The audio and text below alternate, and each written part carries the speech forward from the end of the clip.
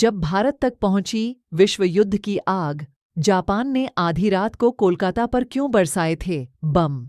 Japan ने कोलकाता के Howrah bridge को तबाह करने का टारगेट बनाया था, लेकिन निशाना लगा एक होटल और आसपास की इमारतों पर। आधी रात को हुए उस हमले ने भारतीयों की नींद उड़ा दी थी। उस बमबारी में कोलकाता की कई इमारतें ध्वस्त हो गई थीं। अब समझते हैं कि ऐसा हुआ क्यों था। दुनिया की महाशक्तियों के बीच हुए द्वितीय विश्व युद्ध का असर भारत पर भी हुआ। जंग की आंच भारत तक पहुंची। जापान और चीन की जंग में ब्रिटेन भी अहम रोल निभा रहा था। यही वजह भारत में हवाई हमले का कारण बनी। 20 दिसंबर 1942 को जापान ने भारत के कोलकाता पर हमले किए। जापान ने कोलकाता के हावड़ा ब्रिज को तबाह करने का टारगेट बनाया था, लेकिन निशाना लगा एक होटल और आसपास की इमारतों पर। आधी रात को हुए उस हमले ने भारतीयों की नींद उड़ा दी थी।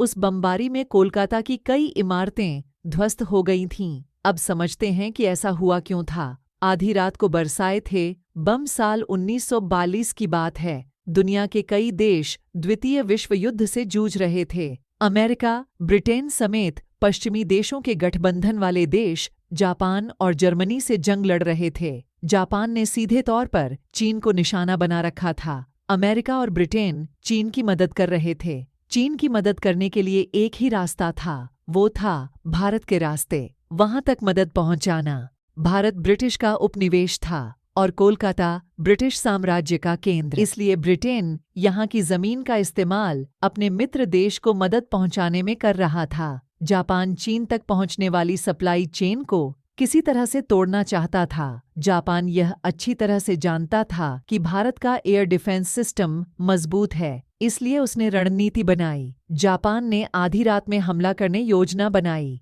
निशाने पर था हावड़ा ब्रिज और बंदरगाह। जापान की इंपीरियल आर्मी एयरफोर्स ने चीन तक पहुंचने वाली मदद को रोकने के लिए कोलकाता के हावड़ा ब्रिज और बंदरगाह को उड़ाने की योजना बनाई। आधी रात को बमों की बारिश की। अंधेरा अधिक होने के कारण जापानी आर्मी अपने मिशन में कामयाब नहीं हो पाई। आर्मी का निशाना छूका और हावड़ा ब्रिज ध्वस्त होने की जगह पास के होटल और दूसरी बिल्डिंग ध्वस्त हो गईं। यह उस दौर की बात है जब हावड़ा ब्रिज को दुनिया का तीसरा सबसे बड़ा पुल कहा जाता था। जिस दौर में जापानी आर्मी ने हमला किया था, उस दौर में कोलकाता में रात को लाइट काट दी जाती थी। हालांकि जापान रुका नहीं। उसने 1942 से 1944 के बीच कई हमले किए। उस दौर में कई बिल्डिंग्स को काले रंग से रंग दिया गया था। ब्रिटेन ने चीन को जो मदद भेजी, उसका खामियाजा भारत को भी भुगतना पड़ा। जब विश्व युद्ध खत्म हुआ तो भारत में किताबें,